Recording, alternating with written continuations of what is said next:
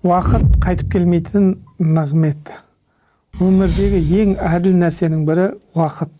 Байға да, кедейге де, жасқа да, кәріге де тәулігіне 24 сағат беріледі. Бірақ біреу сол уақытты өз пайдасына жарата алса, ал кейбіреу оны босқа өткізіп алады. Көпшілік уақытым жоқ дейді. Шын мәнінде мәселе уақыттың аздығында емес, оны қалай пайдаланып жүргенімізде. Өткен күнді ешкім қайтара алмайды. Кеше айтылмай қалған тәубе де, орындалмай қалған ізгі амал да сол күнмен бірге кетті. Сондықтан әрбір күн Алланың бізге берген жаңа мүмкіндігі. Пайғамбарымыз Алланың айғырымен сәлем болсын. Екі нығмет бар. Көп адамдар сол екеуінің қадірін білмей жатады.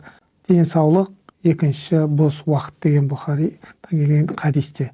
Біз көбіне осы екі нығметтің қадірін олардан айырылған кезде ғана түсінеміз. Қазақ атамыз уақыт алтыннан қымбат деп бекер айтпаса керек. Бүгінгі күніңізді ертеңгі өкінішке айналдырмаңыз. Себебі уақыт қайтып келмейтін бір мүмкіндік қана.